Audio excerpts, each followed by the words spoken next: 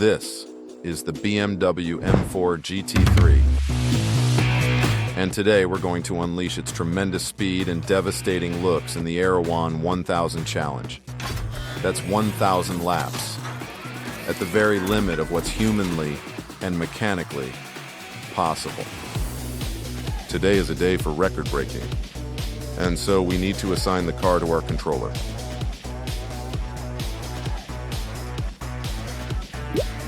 Oh, well, I wasn't expecting that.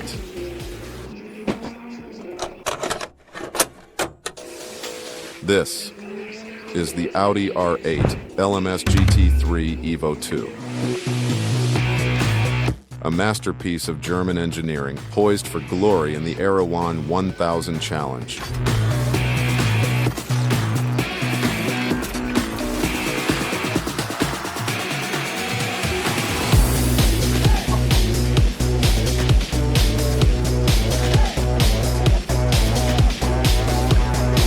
Say what? Oh man, this one too?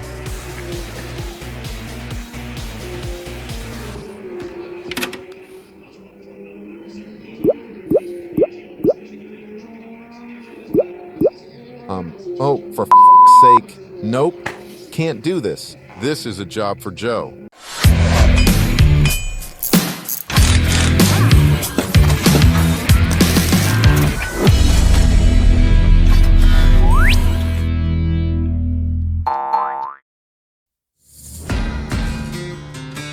And this is Diesel Joe, chief mechanic of Fixlane Repairs, a man forged from equal parts grease, grit, and an unhealthy supply of lollipops.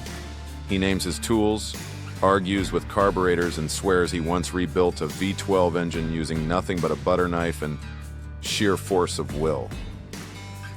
All right, enough talking. Let's start servicing some bloody cars. Right. These are all the cars that Mr. Hollywood over there has used, abused, and left hanging. Regular maintenance. It's not glamorous. It won't win you trophies, but it's the only reason these little machines don't cough up their guts halfway through a race. So I'll start with one. Show you the bits, the tricks, and the shortcuts that'll keep it running smooth. Then I'll take my time working through the rest, because trust me, every single one of them needs it.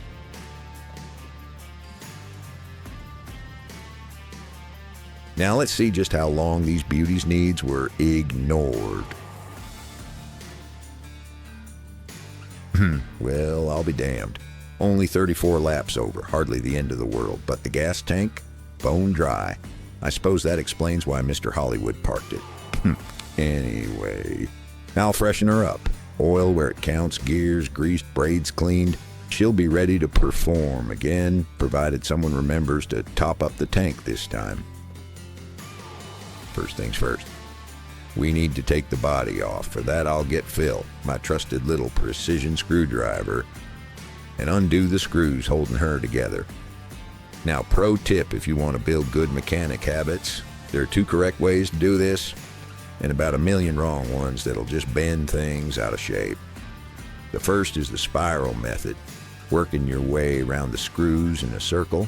The second, which I'll use today, is the cross method, loosening in a crisscross pattern. Both keep the chassis balanced. Anything else, and you're asking for trouble. The car looks pretty clean, but trust me, there's always a bit of grease splash, debris, and rubber build up, especially if you've been truing your tires while they're still on the car. And that's where Betsy comes in. She's a brush, nothing fancy, and her one job is to keep the dirt out of the gears. You don't need some branded slot car kit. A $2 paintbrush from the hardware store does the job. Cheap, but priceless. Then we got Brenda. She's softer, and she's here for the fine body work, brushing off dust without scratching the shell. Once that's done, clean your bench, and we move to the next part.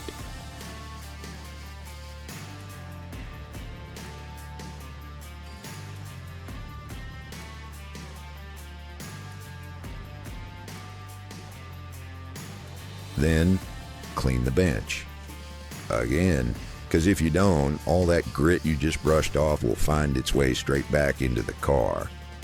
Easiest way? One of those little desk vacuums.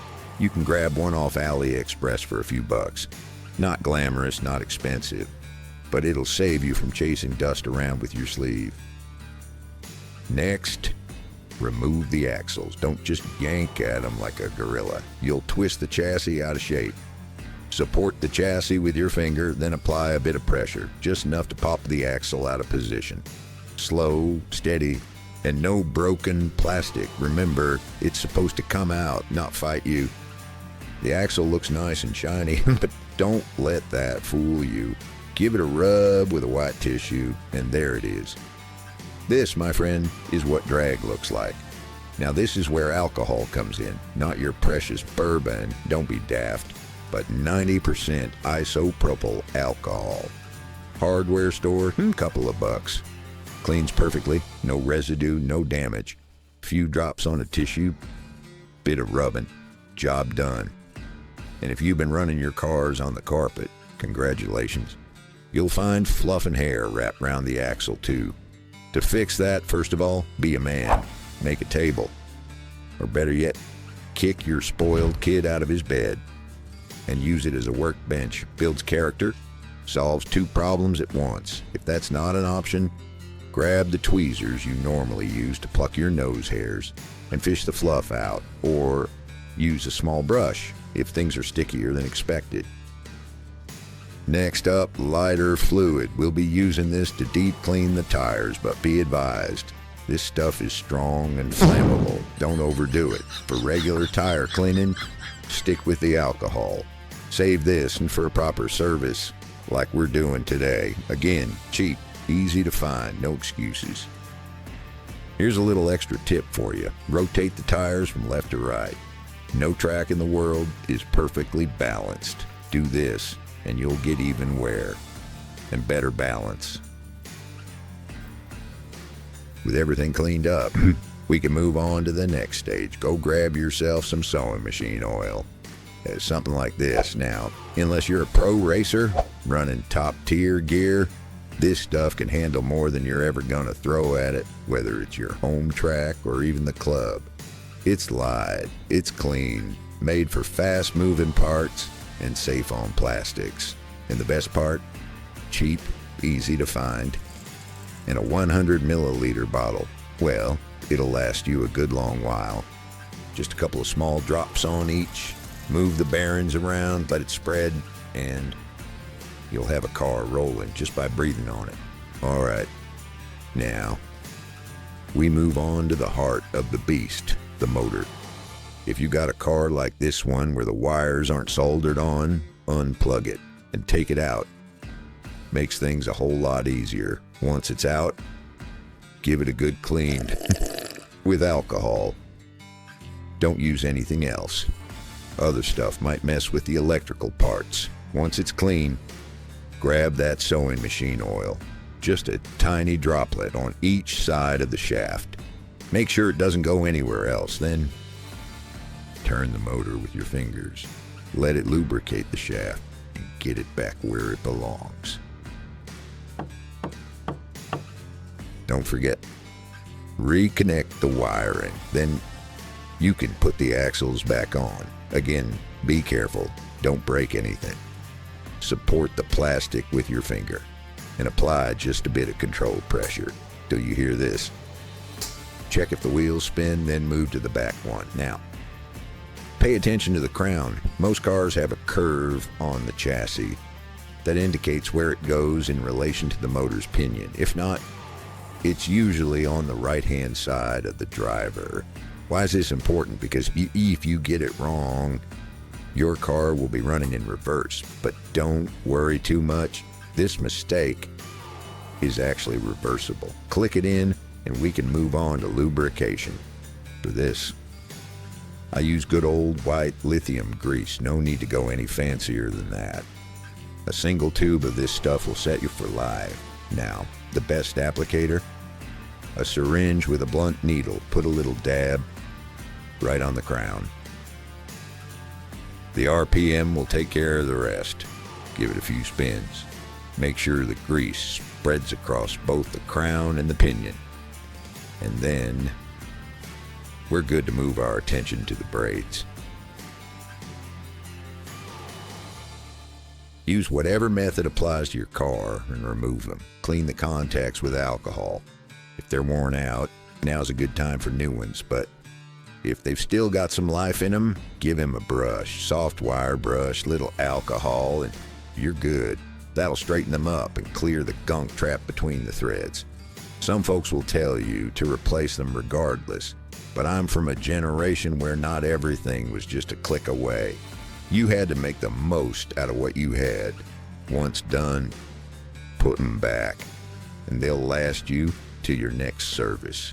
Guaranteed. All right, last overall check. Everything in place. Everything in working order. And now, it's time for my secret tire sauce. This little concoction of mine is designed to prevent tire dryness and to soften the rubber compound without tearing it apart or leaving behind any nasty residue. Now, my apologies, folks, but I can't share the recipe with you. This is advanced stuff, and it needs to be protected. Normally, I'd say wear gloves when applying it, but Crafty said gloves don't look good on camera. So he gave me this finger condom instead. Not really sure how this looks better, but at the end of the day, he's still the boss. Anyhow, with that, there's just one last thing to do. Put the body back, but don't rest just yet, because I've got one last little tip for you. Screw the body back on, using the same method we used to take it off. Tighten each screw all the way in until it stops. Don't force it, don't break anything, just till it stops. Now, once all the screws are in, the body is settled. This is where the trick comes in. Go back and unscrew each one by half to a full turn. That leaves the body loose, gives it a little bit of float, and what does that do? It works like a suspension, lets the body shift just enough in corners and over bumps, means you can carry more speed without de-slotting or rolling. And with that, we're truly done. Quick recap of the tools and materials we use today, and you're ready to service your own car while I deal with the rest of the fleet. Here's what we use today: isopropyl alcohol, lighter fluid, sewing machine oil, white lithium grease, and of course, Betsy. And as a last treat, I've put together a downloadable general service checklist. Print it, laminate it, pin it to your bench. A simple reminder of every step we covered today. Job done.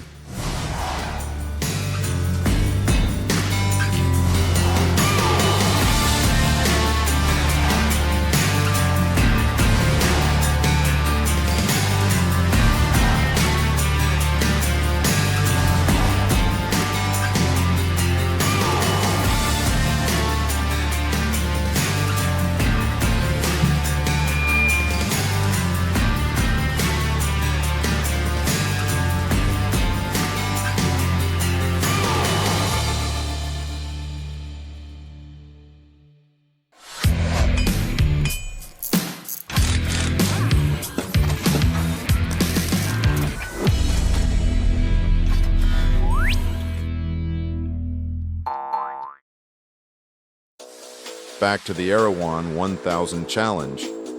And this is the freshly serviced BMW M4 GT3. But I've just realized, if I actually do the challenge, it'll have to go back to Joe for the 1000 laps interval service.